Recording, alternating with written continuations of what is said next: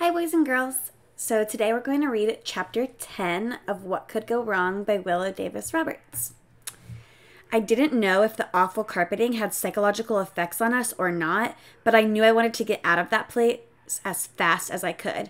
I hadn't seen the enemy come in. The entrance door was the one place I couldn't watch because that divider screened it from our view. So remember, they're at the airport in that restaurant. But I was positive they'd come here because we were all ready. That meant they'd been following us, watching us, even though we hadn't really had something to worry about. Eddie spoke in a whisper. I feel like a great big bird, a hawk or an eagle is stuck in my chest, trying to get out. It hurts. Mine too, I whispered back. Charlie didn't pay any attention to us. He was looking around, and then he said in a slightly louder than normal voice, We'll have a long ride to Aunt Molly's. Maybe we better make a pit stop before she shows up, okay? We'll get the check on the way out. I started to remind him I'd used the restroom just before the plane landed, and then I realized that what he'd said hadn't been intended for us. It had been intended to carry to the men on the other side of that flimsy divider. So Charlie's purposefully trying to get the men to hear him by saying they have a long ride and maybe they better make a pit stop on the way. Why do you think that Charlie wants the men to think they're going to make a little stop on the way to Aunt Molly's? I swiveled my head around so fast it hurt. What was he talking about? What did he intend to do? So Gracie isn't even really sure where Charlie's going right now with this. The restrooms are back there, he said, right next to the kitchen. Meet you at the cash register in a few minutes. I thought, but I slid out of my chair and went with the boys, hoping Charlie had a genuine idea to get us out of here without the enemy right on our heels. I couldn't tell to look at Charlie how he felt, but it was obvious Eddie was just as scared as I was. So she can't really tell by looking at Charlie how he's feeling, but she can tell that she and Eddie are really both scared. We entered the narrow corridor opening beneath the sign for the restrooms, Charlie leading the way, and then I saw it. There was a doorway opening into the kitchen from that hallway, too. A fat man in a white apron and a little hat looked up, startled when Charlie led the way into the kitchen. No minutes back here, he said. He had a big cast iron frying pan in his hand, and it looked to me like a good way to enforce his rules if he wanted to. Meaning she's worried, if he really wanted us to, get out of the kitchen, he could definitely, threaten to hit us with that frying pan. There a back door out of here, into a different corridor than the one from the restaurant? Charlie asked urgently. He was carrying the bill the waiter had left with our desserts, and there were two $20 bills on top of it. All the cash he had. Somebody's after us, not the cops or anything like that. Some pretty bad dudes, and we don't want them to see us leave. You can keep the change, whatever's over the amount of the bill. I saw suspicion in the man's face. And then he looked at the money and checked the total on the bill. It only took him a second or two to make up his mind. Employee's entrance, back there, he said, gesturing with a thumb. All the way back, and to your left. Charlie grinned. Thanks. And don't tell them we came through here, okay? Not unless they're security officers, the man agreed, waving us through. I ran after Charlie, hearing Eddie behind me, past a long table where startled employees stopped making their salads and fancy-looking dishes, past a red-headed boy assembling hamburgers, letting the smells of grilling meat and onions out after us into a narrow hallway. So now they're running through this back kitchen, trying to get out to the outside door. Charlie hesitated only a moment, chose the left, and we listened to our own running feet slapping the tiled floor, heard our own gasping breaths. When we reached a blank door at the end of the hall, Charlie shoved through it, looked in both directions, and led the way out into one of the broader passageways where a few uniformed airline employees were coming and going, paying no attention to us. Where are we going? Eddie panted. I don't know yet, Charlie admitted. I'm not sure if those guys followed us into that restaurant or if it was just a coincidence, but until we do know, I'd rather we had a chance to work out a plan. A plan. Yes, we need a plan, Eddie puffed. He didn't sound as if he ran as much as Charlie and I did, though we were breathing kind of heavily too, after pelting away from those men in the restaurant. Where do we go to do this planning? Somewhere with more people than this place, I suggested strongly. Maybe somewhere there are security guards around. I think they keep moving, mostly. Okay, let's find one and follow along within sight of him, I said. So if we yell, he'll hear us and come to our rescue. I couldn't help glancing back over my shoulder as we followed after a couple of flight attendants pulling their suitcases on little wheels in case the door we had come through opened and the enemy followed us. But by the time we came to one of the main halls where there was no sign of pursuit.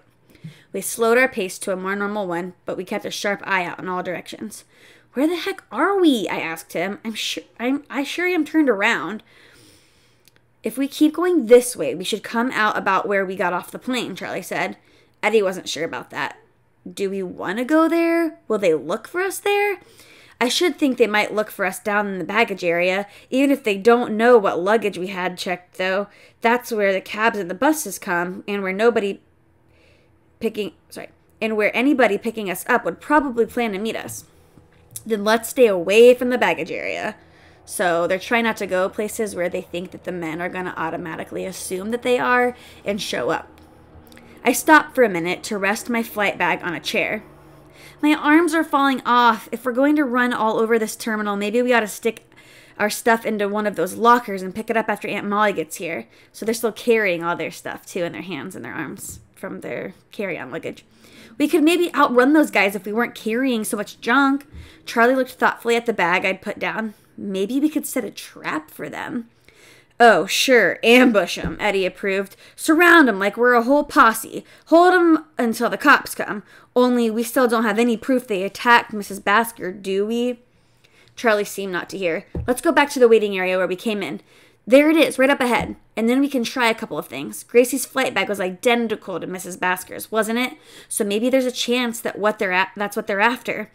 Maybe they think whatever was supposed to be in Mrs. Basker's bag got into Gracie's by mistake. Nothing got into my bag by mistake, I protested. No, but they don't know that. You were talking to the old lady and you watched her stuff for her. In fact, I think there was a short time when both of your bags sat side by side. Either one of you could pick up the wrong one. Look and see, Gracie, Eddie said. Maybe you did pick up the wrong one. No, I didn't. See? I unzipped it. There's my candy bars and my book and the case for my toothbrush. I think I'm coming up with a plan, Charlie said. There was something about this little smile that was forming on his face that made me uneasy. What? You know how they stake out a goat in the jungle when they want the tiger to come in so they can capture it? How they use a helpless animal as bait? I made a choking sound. Why are you looking at me? Because you're the one with the blue flight bag like Mrs. Basker's. If they think maybe those bags got mixed up... They can't, I interrupted. They searched hers, remember? I think they'd known old lady's underwear from a kid's. Besides, my book and the candy bars would give them a clue if they opened mine. True, but maybe they think she got confused and put whatever it is they want into your bag by mistake, so they want to search yours. Indignation made me scowl. So what are you proposing? If you think I'm going to be a sacrificial goat, Charlie, you're mistaken. Nobody's taking me out to be slaughtered. Of course not, Gracie. If I let you get kidnapped or anything like that, your dad would never let us within miles of each other again, ever. But it's gotta be you because they already know you're the one with the blue bag. He sure wasn't making me any less apprehensive. What's got to be me? The bait. That's only a figure of speech. I don't expect anything to happen to you. What if your plan doesn't work out so they know they aren't supposed to make anything happen to me?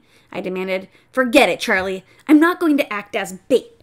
If you don't stop talking crazy, I'm going to tell Dad what you wanted me to do, and he'll probably see that you get locked up. You don't even know what my plan is yet, Charlie said, in that way he had of making everything sound reasonable, even when you'd have to be a lunatic to go along with it. Yeah, Gracie, at least listen to his idea, Eddie said.